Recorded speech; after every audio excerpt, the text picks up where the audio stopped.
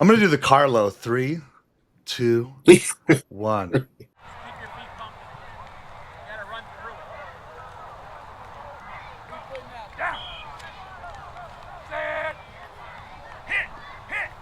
All right, well, welcome to Voices in the Stands. I am Matt Nickel. I am not the beautiful Carlo from Dingo Talk. He had a chance to go up to Norwich and spend some time up there, and then Josh also took some time and went down to Texas. So we'll get a chance to hear a little bit about that. But they will be sending us some separate segments that we'll pull in here, kind of post production here. But otherwise, you're looking at us four right here for the majority of the episode. So we'll talk a little bit of Utica and Hobart. So Tony, you'll get that. We'll kick it over to CCIW, some big wins there from some ranked teams, and we'll kick it down to Crew to talk a little bit about the UMHB game, and then we'll get Josh and Carlos' thoughts in here later, and then we'll close it with some final thoughts here for today's episode. So, looking forward to it. Tony, let's start with you. Let's talk a little Utica and Hobart. Yeah, so first things first, I did reach out to Moose Hogan's publicist and asked for comments for the show, and I was told that he had no comment. So sorry, I didn't have more information on that. But before we get into Utica, let's give the flowers, to Hobart. At the end of the day, I saw a stat where Hobart hasn't lost a home. Well, since 2018, they've only lost 3 home games. That's a lot of games. And one of those games that they lost, one of those 3 losses since 2018 was to Utica. So they had a lot of juice going into this game. They do not like to lose at home. That's a big deal to them. They're playing Ithaca next week, and they have never beaten Ithaca. So this was a super, super, super must win. Everyone knew it. I had this as a low scoring game to begin with. I thought it was going to be tough. Be that as it may, I feel like there were a lot of learning points here from Utica. There were some penalties, some mistakes. I mean, the penalties were down this week again. Eight penalties for 67 yards. They were just happening at the wrong time. They were drive killers. Turnovers. The quarterback got sacked 4 times. One of them was for a strip sack, and ended up the second one. The second score by Hobart was off that strip sack. They went up in the first quarter 13-0. Again, shooting ourselves in the foot a little bit and making it a little bit harder than it needed to be. Some of the good stuff that I did see, though, even though there were some sacks there, that O line continues to play well together. There isn't a secret anymore. There's more and more film. This is college ball, and every week you play, you're putting stuff on film. So kudos to Hobart and their folks for coming up with a solid game plan. It's wild how we, in this short time with Zalkowski, I hope I said his name right, we got a little bit spoiled, right? This is his third game. He passed for 287 yards, and you're like, wow, only 287 yards, right? He had 2 touchdowns. He ran for 51 yards. He was doing a little bit with his legs, so that was some of the good stuff that was happening. At the end of the day, Utica, they had 21 first downs, but they only went 3 for 13 on third downs. That's a big difference from when we look at some of their successes this season so far has been a lot of third down conversions. The time of possession was sort of still in Utica's favor. 33. 42 to 26-18 for Hobart, but I feel like Hobart was doing a good job of keeping that ball on their side, and we didn't run the ball enough, or at least with success enough. I feel 71 yards, not for lack of trying. They're running an RPO, so you really kind of don't know depending on what's going to happen on the field at the time of. But 71 yards, it's tough to win a game like that. And at the end of the day, like I said, kudos to Utica. It feels like now, a lot of people have jumped off the Utica train. I have not, understandably so, right? Brockport also lost. to RPI. So like the E8 is wide open now. E8 is wide open. Cortland, Brockport, both have losses. Utica has a loss. E8 is wide open, and I get it. Folks, kind of maybe across the nation are kind of like, this was a flash in the pan. I think they only got like 3 votes this week on the D3football.com poll. So it looks like a lot of people kind of just like, maybe it's done. I don't think so. I think they're going to learn a lot from this. I think the Utica coaches are going to go back. They're going to look at that film with the players, and I think they're going to rally. I think they're going to come back. Next week is homecoming. Moose Hogan will be up there. They're playing Alfred State, in which is called the unofficial Pioneer Bowl, Battle of the Pioneers, between Alfred State and Utica. And I feel like Utica is going to welcome Alfred State to the E8. And the only way we would know how is by really trying to beat the brakes off them. I think that's the only thing that they could do, right? That's what you're supposed to do when you come off a loss like that. I was talking to someone who's nameless, a big Hobart fan, and I was actually, we're exchanging notes kind of before the game, during the game, and even after the game. And I said, if you had to have a game like this for Utica, this is when you needed to have it. You needed to have it early. You needed to have it in non-conference play. You needed to shake it off. Understand that again, nobody's going to be surprised anymore. Now you're going to go into conference play, and people are going to look at the Hobart tape and think that they figured you out. How do you respond to that? How do you adjust to that? Right. And we saw Tyler make a couple of, he had an interception. He made a couple of throws that were not characteristic of maybe what we've seen. But I think he's fine. This kid is going to be great. I think Utica's going to be fine. I think they're just going to really learn from this, and I think we're going to see them come out next week on a mission, as they should, because that's the only way you answer the bell like that. So not the result we wanted. Moose Hogan is pretty shook up, lost for words for this show, but I'm sure this is going to be some exciting conference play coming up in the E8. And like I said, you can't do nothing but tip your cap to Hobart for doing what they needed to do. They defended their house. Now, Tony, I mean, going into, I was kind of looking at the box score here. I mean, they were up 17-13 up until the last minute, right? That's when Hobart had punched it in from a yard out. I mean, was the momentum really kind of swinging from Hobart, or, from Utica over to Hobart? I mean, how did that kind of fourth quarter look? Yeah, they were giving them fits the whole game, right? They were giving Utica fits the whole game.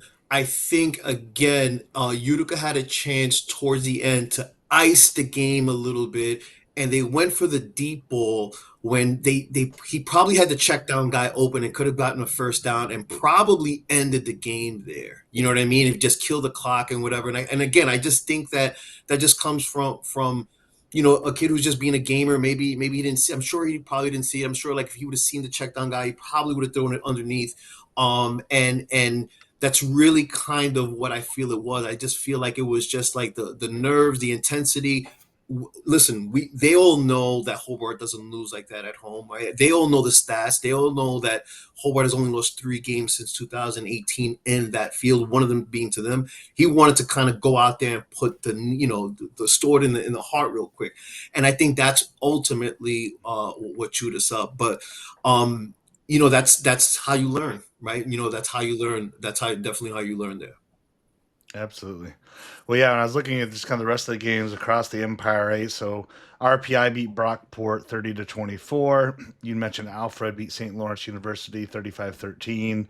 Um, Rochester 28-21 over St. John Fisher. Union College had a nice win 31-7 over Morrisville. Again, Cortland 59-9 over Hartwick, and Alfred State 56 over Buffalo State in 20. So yeah, some fairly bigger scores there across the Empire 8, and I tell you what, it's going to carry into some CCIW talk because the two ranked teams certainly kind of put it on both teams uh, here yesterday. So still feeling a little bit of the pain as I'm washing it down in my Woodford Reserve. Not sponsored yet. Maybe we should reach out to him here, but let's go, Dave.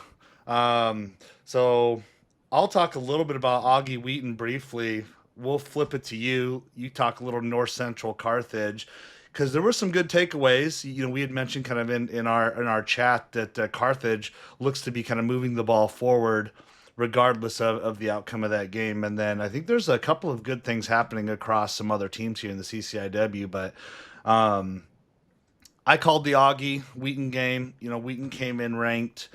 And right out of the gate, the Vikings won the toss, took the ball. I was like, all right, they're ready.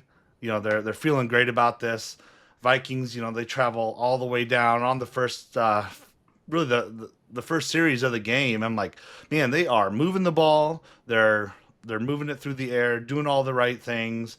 And then boom, Rex Kroger off the D end on the right side rushes through, bats the ball up in the air. I mean, this ball went 12, 15 yards in the air, runs underneath it about 10 yards back, catches it, and runs it back for a touchdown. And I'm like, you got to be kidding me. Like, there was, I think Jimmy McCoo and a few others were trying to play defense there, but couldn't quite catch up. But then, all right, that happened. They bring it down the second series, and they don't get a favorable spot, lose the ball on downs.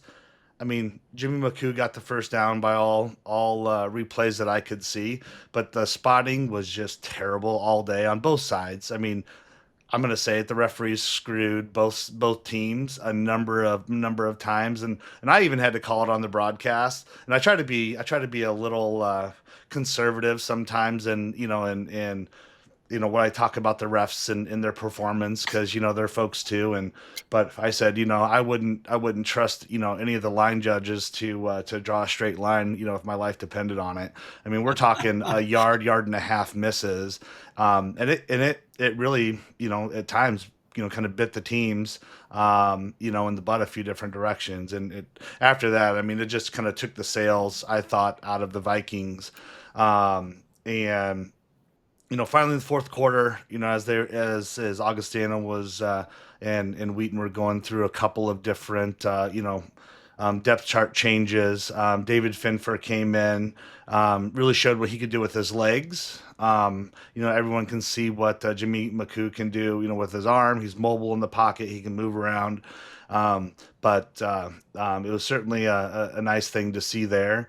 But yeah, outside of that, it's like, I mean, what can you say? Wheaton put up 195 on the ground, 244 through the air, and the quarterback for Coochie, didn't even have the most touchdowns. Actually, Seamus O'Connell came in and had a pair of touchdowns there in the game. And like anything, once Wheaton gets their foot on the gas, they never take it off. Regardless, I even called it, on the broadcast and said they have one thing in mind with every single drive, and they want to put it in the end zone, and that's exactly what they did, and they did it a number of different ways. Now, um, a couple of things that I thought were unfortunately are characteristic a little bit of Wheaton, and I'm going to be a little critical here, but cheap shots at the end. They're up 43-0. Personal foul, and then an unsportsmanlike conduct up 50-7 with less than a minute in the game. It's like, unfortunately, that's kind of what you come to expect from time to time with Wheaton. I'll digress there a little bit on it, but it's like the stuff doesn't matter. Half the time these are players that aren't seeing regular time. But it did put a little taste, I thought, a little sour taste, I thought, in my mouth. But just kind of there at the end. But I tell you what, Wheaton did a great job. I mean, they came out, they executed the game plan, they kind of put things together, and they never really kind of let Augie, really back into it. So um, overall, a big loss for the Vikings. Now the 18th straight loss, I think, to Wheaton, dating back to 2006. So just a year after I graduated. So it was a tough one. It was a tough one, and we were the primetime game, 6 o'clock. So It is unfortunate, but I know Coach Bell and crew will have the team, ready for we're hosting Milliken in back-to-back weeks here, so um, looking forward to that. But you were having fun up in Naperville. Yes, and it. I was in Naperville as soon as the game was over. I sprinted the hour and a half back home to Valpo. I grew up an hour from Notre Dame, so I'm a big Notre Dame fan. They had a weather delay, so I was able to get the Buffalo Wild Wings and watch the balance of that game. But I pulled your game up on the phone. But they had switched the Notre Dame game over to Peacock because he had the IU Illinois game. And so I had to wait to get to you, Matt. But once the Notre Dame game was over, I turned you on, and I was a little surprised to kind of see the difference there. You mentioned something about Carthage headed in the right direction, and there has been a consistent opinion that a lot of the teams in the CCIW are trending in the right direction and making strides. The problem seems to be maintaining that growth from year to year. Most recently, North Park created a lot of noise, the last couple of years. Will they continue this year? It's not kind of, gone that way, but overall, it's better for the conference if we increase the level of competitiveness. But just touching on a couple of things that you noted, officiating, I think across the board, and any level of football that you watch, I've seen it decline. They've given the officials a lot of subjectivity on holding calls, and I think the officials are using that to kind of put their toe on the scale. In the case of North Central, we see some holding calls, and we're not getting any. But when you can't really complain, when the score's 48-0. So, but collectively, I don't think the quality continues to be there. At the same time, they're having trouble getting officials. So, it's a tough job, and we as fans, coaches, players, we're all pretty tough on them, and you got to tip your cap, I guess, to those guys willing to do that job. But anyone who signs up to do a job, there's an expectation to do it well. So, while I understand it, at the same time, I think the expectations need to be lived up to. I played against Wheaton as a player at North Central back in the 80s. We used to talk amongst the other athletes about, playing them, and, kind of, they'll start off before the game saying, nice things. And during the game, it's a little different. So it seems to be kind of a consistent thing that's existed for several decades. And I'll leave it at that. But to your point about Carthage, in the post-game news conference, Coach Spencer was asked about that, and he talked about the improvement that Carthage has made. It doesn't show up in the score, but it does show up game planning. He said there's definitely some talent there. There's some schemes that they had to address. There's a couple of guys that make things a little bit more difficult, and it wasn't a hot knife through butter the entire game. In the early series, there was some fight, more so from Carthage than I remember seeing recently. So I think, you got some new coaches, in place there. And yeah, there seems to be a little bit of a new momentum. But none of that stuff, happens overnight. When North Central started their rebuild, it was 2002, and it took 6-7 years to be really strong, and it took another couple of years to become dominant in the conference, and still then they didn't win the conference every year. So, until it got to 2018, 2019, so these things do take time. But looking at the game in and of itself, obviously a 2-0 start, it's been dominant, but it's been really efficient. One of the things that you'll notice is the defense. I keep talking about them. I was screaming out loud about North Central's defense toward the end of last year. Think about this. In 2 games, the opponents have punted for 604 yards. Their total offense is 328 yards. So, that's not an error. That's more punt yards than scrimmage yards. That's telling you that the defense is living in the world of 3 and outs, keeping the opponents out of the red zone for the most part. The opponents are 2 for 20 on third down. That's a 10% conversion rate. So the North Central defense continues to feast. The quarterbacks, this new room, same ruthlessness. Garrett Wilson right now is 36 for 49, 8 TDs, no interceptions, a 222.7 rating. He's got more touchdowns than some teams have, red zone trips at this point in the season. So, and then you got Demir Ashery and Calvin Lavery, both 8 for 8. You total it up, North Central's 8 touchdown passes and 13 incompletions across the roster. And they played at least 4, I think 5 quarterbacks on Saturday. So the depth is there, but the balance. So North Central so far averaging 316 rushing yards, 312 passing yards per game. I mean, you can't get much more balanced than that.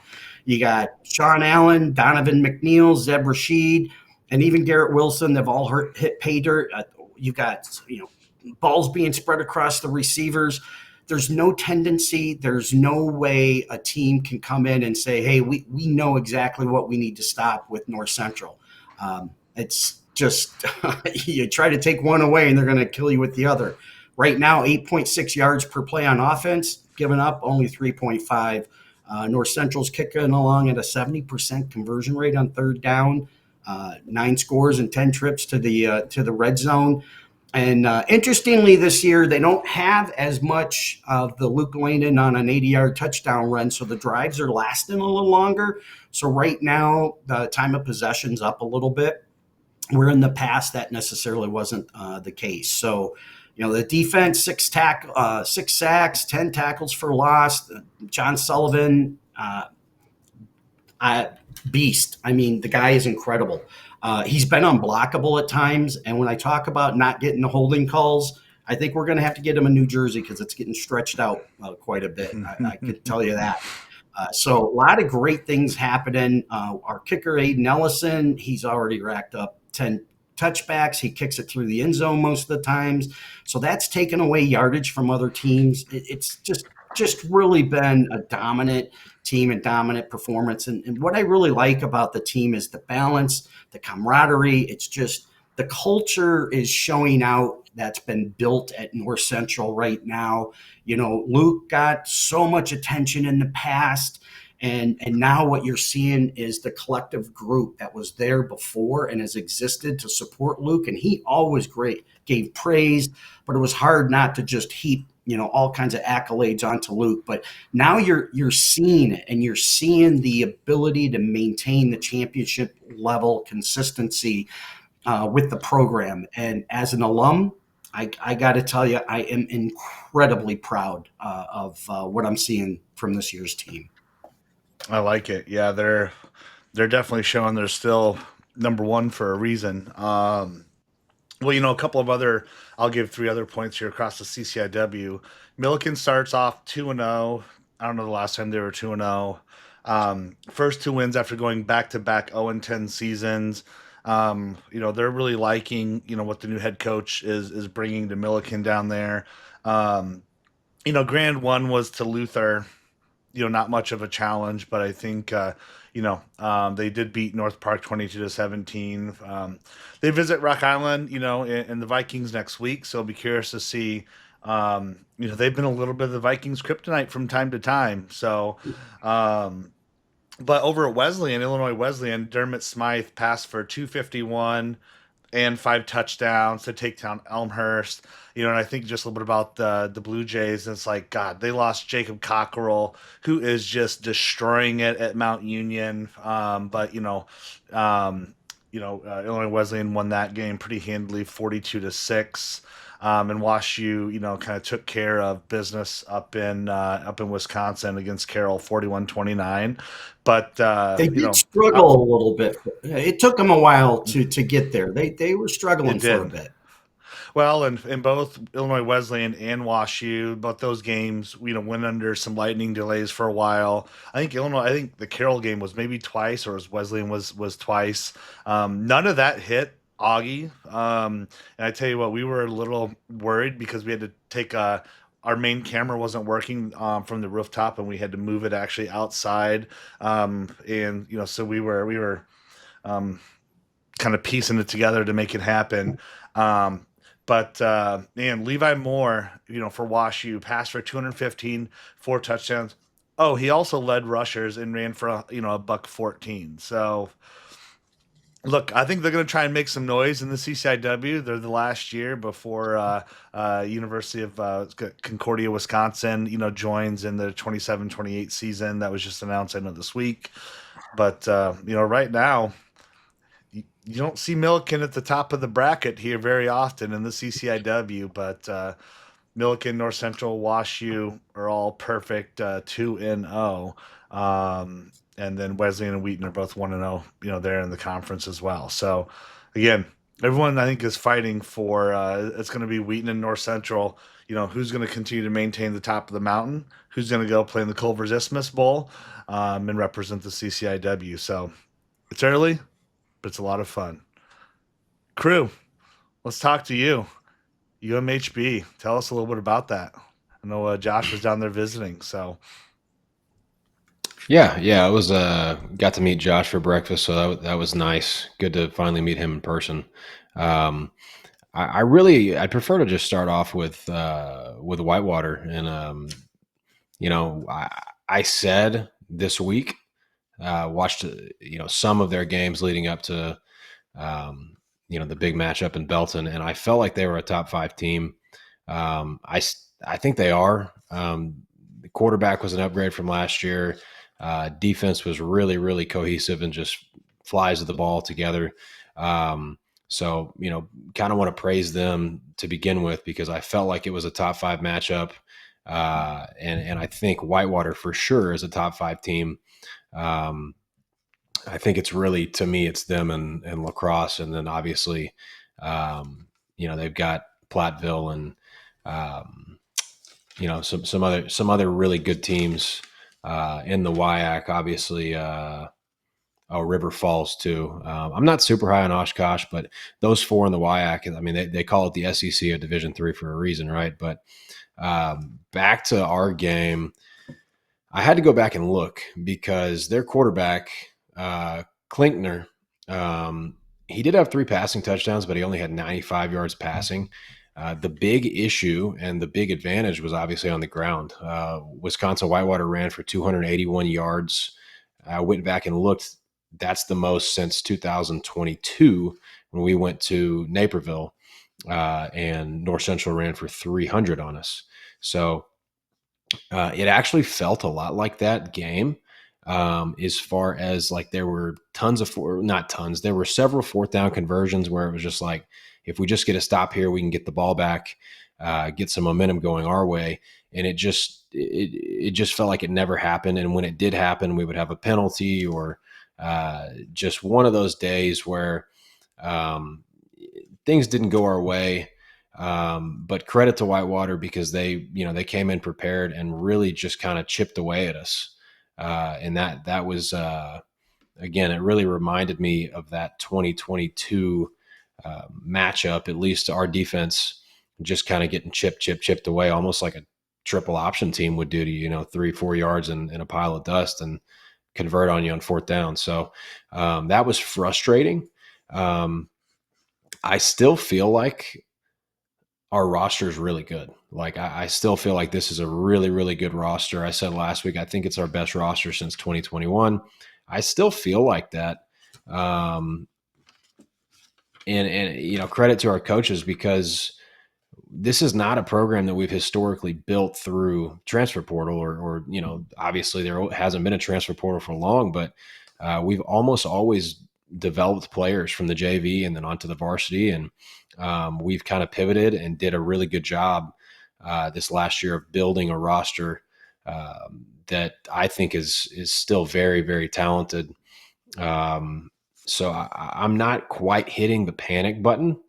It was just a frustrating game. I obviously wasn't happy with the result. The team's not going to be happy with the result either, I guarantee. I will say it felt like nobody was playing good on the field at the same time. Like there were some spurts of like players playing well, but quarterback was playing good, then the receiver would drop it. If the receiver was open, then we'd throw it over his head. So it just wasn't cohesive. We weren't on the same page on offense at all. I mean, we only scored 6 points. So you can kind of, come to that conclusion just looking at the box score. But defensively, I'm still feel pretty good about our defense. Not to like make excuses, but I feel like we had like 7, 8, 9 guys that were on and off the field the entire game with injuries, just like nagging stuff, looked like stingers, cramps, uh, I don't know, just like on and off the field. It was just very frustrating, especially the way that Whitewater was playing, running the ball. We just could not get any good flow out there on either side of the ball. So it was frustrating, but again, I didn't leave the game feeling like, oh, the season's over. And part of that's because it's early in the year, number one. But number two, I still feel like we're crazy, crazy talented. And I am optimistic that this can be a learning experience and we can get a lot better from it. And that's the good thing about this not being a conference game. So I'm not, obviously not pulling the plug yet. I think we can still do really good things. And I think our ceiling is still extremely high. Yeah, I mean, what did you feel like? Because it looked like it changed, like maybe the momentum changed right around the third quarter. So it looked like it was a pretty tight game up through the first half. But I mean, what were some of the things specifically that maybe you were seeing in the third quarter? Yeah, and you know what? Like that's part of why this game to me felt so reminiscent of the North Central game in 2022, because it just felt like we were flat in the second half, but it was because we got worn down. And so it felt like, obviously you hate to see that. You want to see more fight from your guys, but again, we were rotating a lot of guys in to try to stay fresh, and it just felt like, third and short, fourth and short, we just couldn't get a stop. So, I do think that if I was going to be, if I was going to critique our team, I would say I would like to see us not be, not really laid down in that situation. But again, still really optimistic.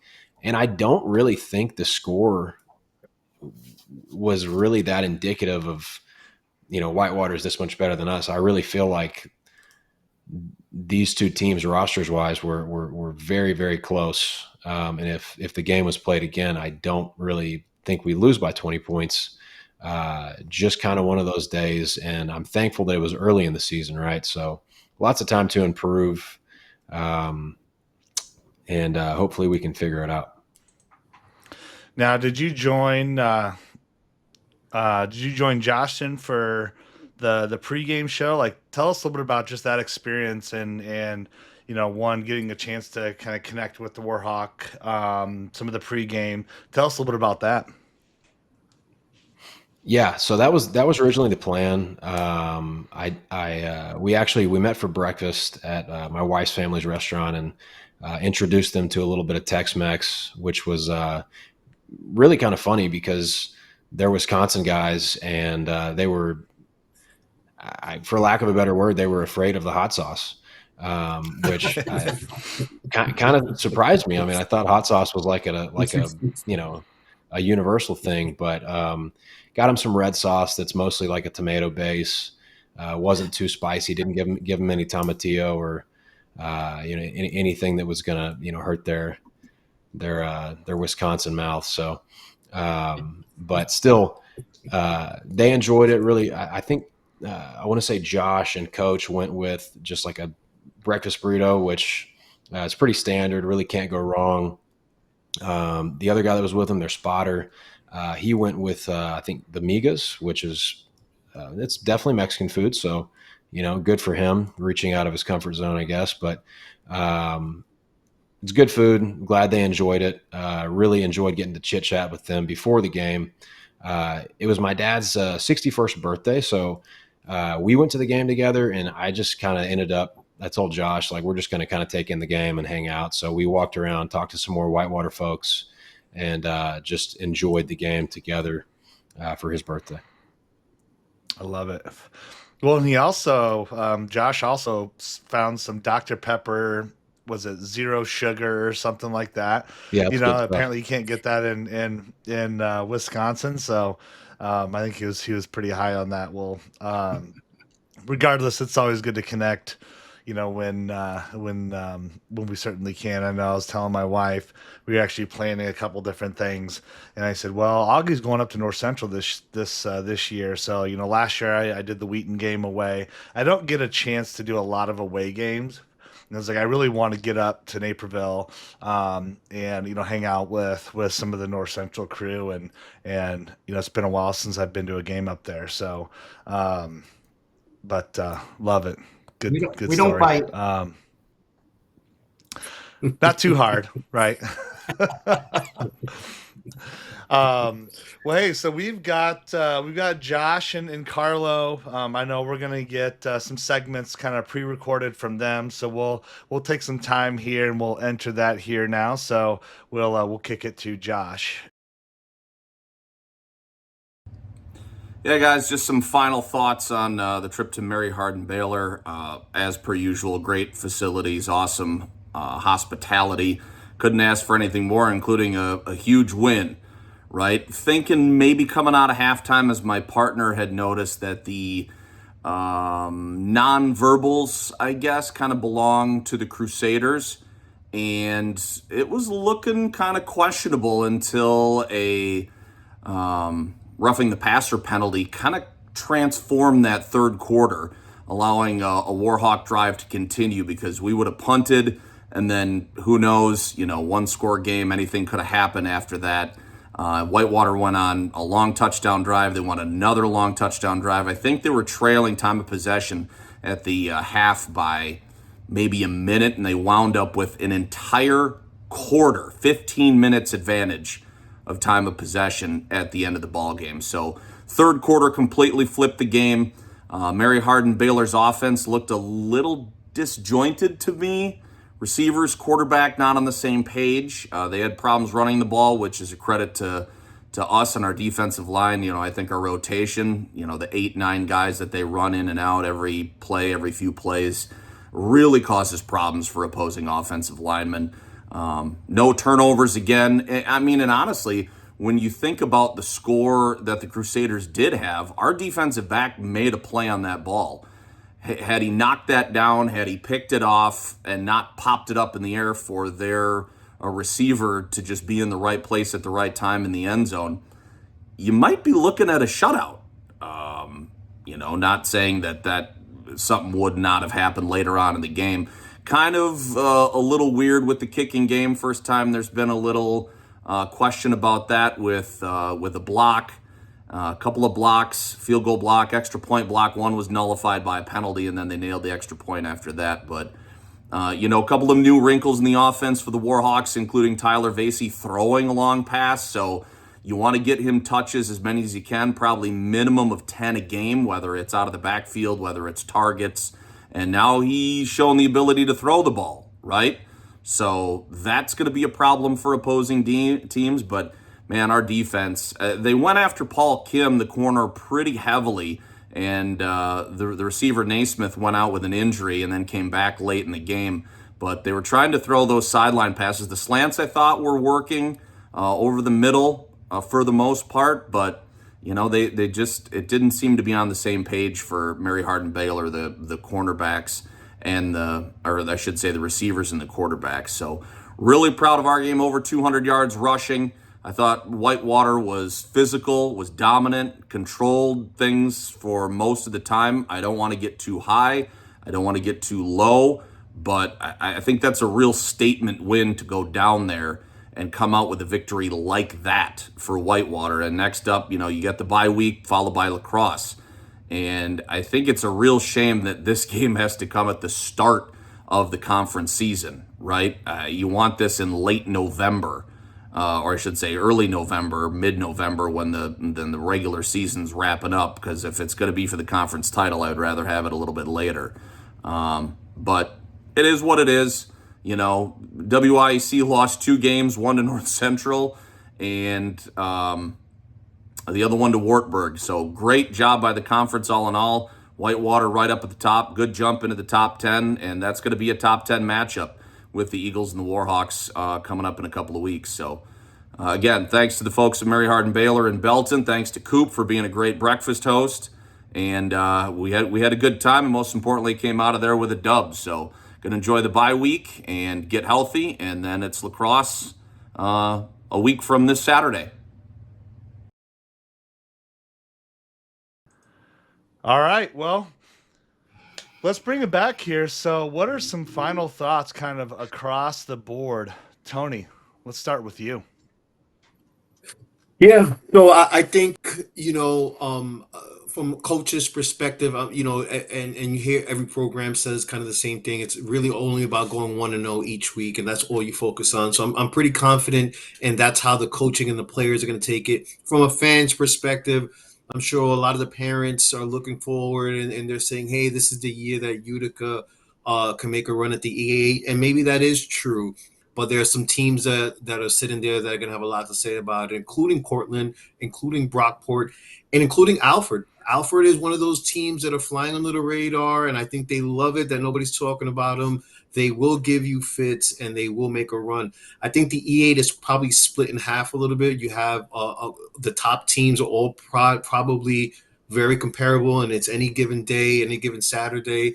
And then you have some of the teams maybe in the EA that are a little bit lower tier.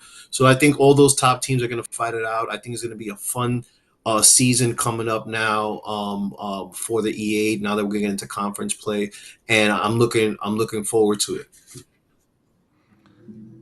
So, Tony, I have a question to ask. Who is Moose Hogan's like kryptonite? Oof. Moose Hogan's I always think like, is there an Ultimate oozed. Warrior that comes out somewhere? You know, a So second Moose verse Hogan. of the Ultimate Warrior. Moose, well, Moose Hogan has a lot of characters. It's actually on Instagram. It's called Moose Hogan and Friends. There is, Moose Savage. There's there's a couple of characters that have come around over the years. Have been pretty interesting. If I had actually the one person that I say would have been the Kryptonite, and it's not even a character. It was actually a real person was Coach Fitz from Cortland. Because I would go up there even to the away games, and he'd pop out and he'd look at me and give me a smirk, right? Like he knew exactly who I was, and he loves it. And he would tell me, "Listen, that stuff is great." And then he'd go out there and destroy us, right? So I think that'll be Moose Hogan's kryptonite. Now, luckily, we don't have to worry about Coach Fitz anymore. Now I could actually root for the guy while he's doing this thing up there in Colgate. Dave, final thoughts from you.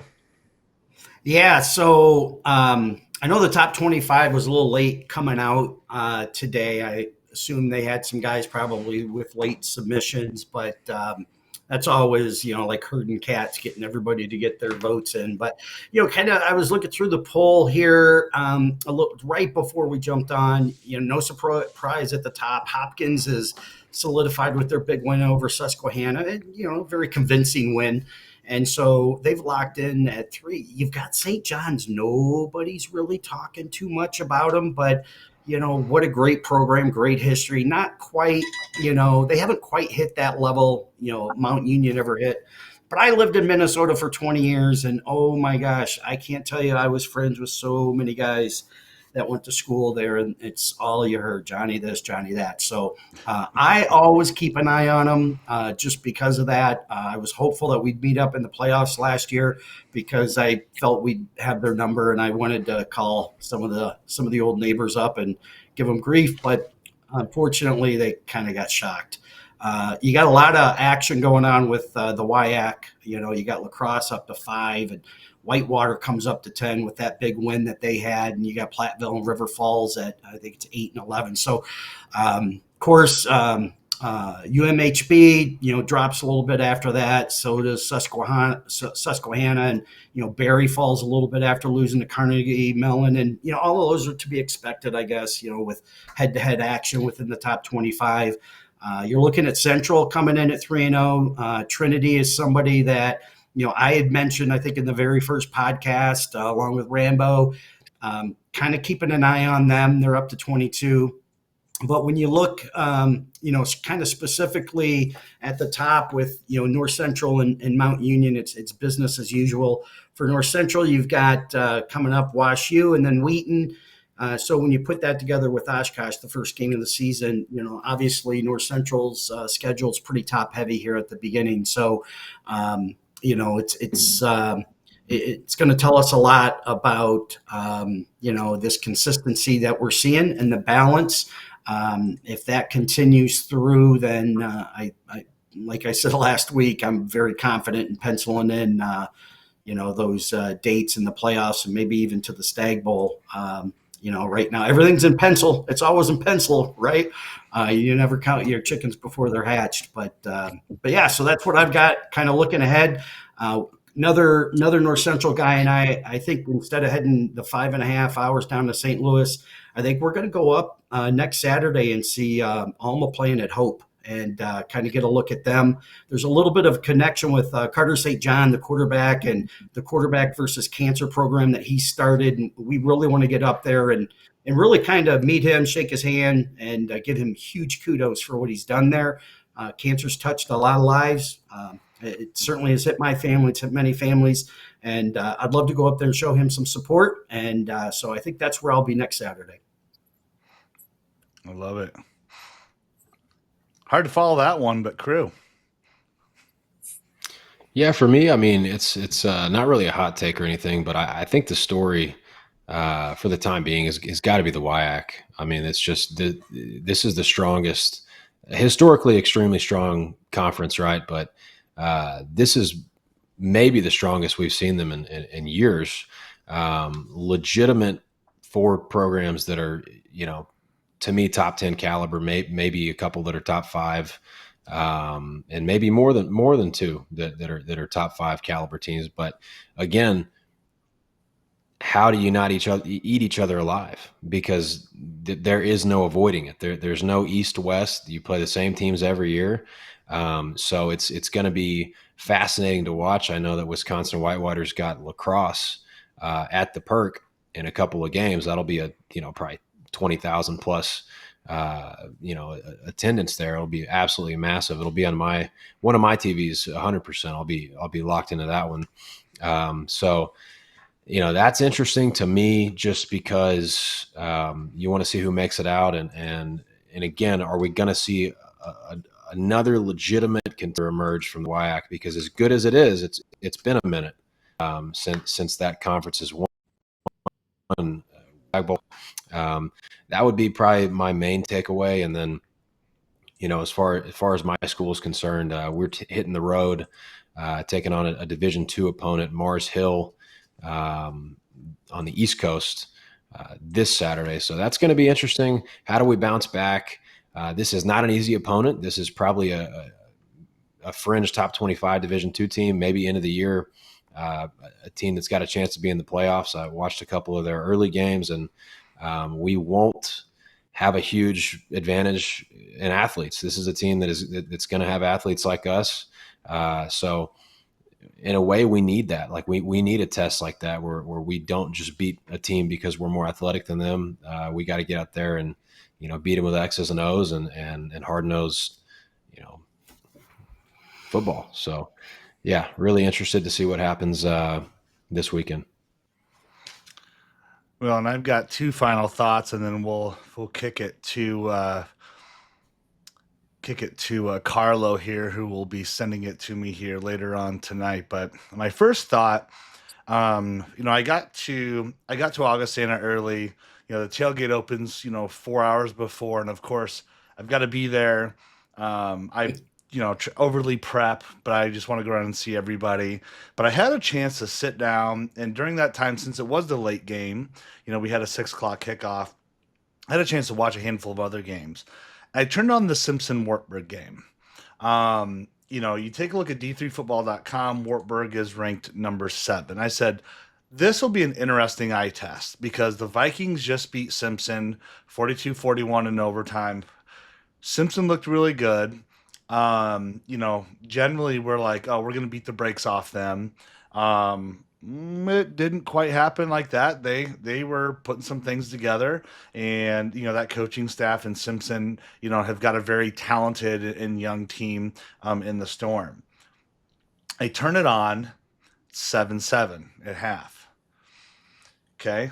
Um, and then it's 14-10.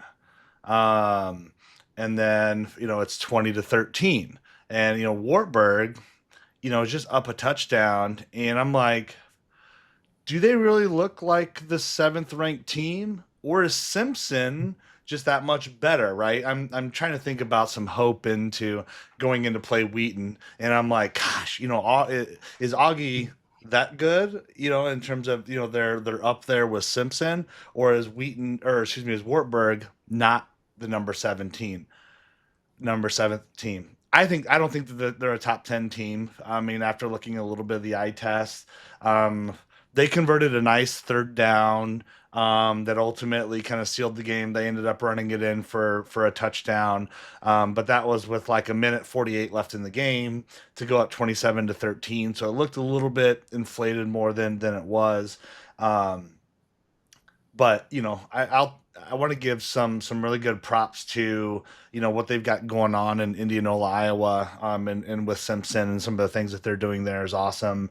And we have a scheduled already recording with someone from Simpson later this week, so I'm excited to share some of that once it happens. So I'm gonna leave a little cliffhanger for those that are watching. And really the second thing I want to talk about is not team related. But fans, parents, alumni, thank your sports information directors and anybody in that communication team. I want to tell you something. Like, there is, you can look across all 200 or plus teams in Division III, and there's not a sports information director, I think, that doesn't want to be successful in what they do. We unfortunately lost ours, and Trevor Jassart, he's down in Florida. He was awesome. I think we had about 4 years with him, built a great relationship with him. And now we have 2 kind of co-SIDs. I'm not sure what the actual titles are. And the hours that they perform, what they put in, they're not just doing football. They're not just doing the baseball or basketball game that day. They're doing water polo. They're doing soccer. They're doing lacrosse. They're doing, track and field. They're constantly go, go, go. Oh, and then they also have to write, the snippets and everything that you see at the end of the night and you get to read. So if you get a chance at any of your colleges, reach out, thank your sports information director. We have a historical one in Dave Rath. That's our press box is named after. So if you get a good one, keep them as much as you can. Invest in your SID and in your communication team. But again, just thank that department whenever you get a chance. And that's my final thought. You're here. All right, we'll kick it here to Carlo, who will get a pre-recorded message here from him. So we'll insert that right now. What's going on, Chuckleheads? Sorry I missed you this week on Voices, but I wanted to give my final thoughts on this week's set of games and what went down. First and foremost, I want to thank Coach Russell and Norwich University for having us up here in Northfield. It was a great experience. If you haven't yet, you want to get to a game up here. Second to none on the flyover, the cadets being at the field and around it. It was just a great atmosphere. Had a great time. Sorry, Matt. Sorry, Coop. Sorry, Matt. Tony. Rough week for you guys. Josh, the North Central crew, and Mikey. Another big week for the WIAC and the CCIW champs. And really, my final thoughts are what we learned this week was 1, 2, and 3 are pretty dominant. They're pretty good this year. And that's North Central, Mount, and Hopkins. Hopkins ran the gauntlet, had a great non-conference schedule and perfect through it. And then obviously Mount and North Central doing what they do, retooling From what I've heard, North Central's 2 deep is very good, and we know Mount's 2 deep is very good as well. Excited to see what this week brings. Obviously, Grove City W&J is the big one on my radar, especially now with Westminster beating Case. So there's a lot of good PAC action going on, and I'll be home, so I'll be able to actually watch the games and won't have to do it this way for Voices next week. So make sure you check out Mikey Schultz, Matt with Algie Football, Tony Maldonado doing Moose Hogan, and keeping you up to date with what's going on with Utica Sports.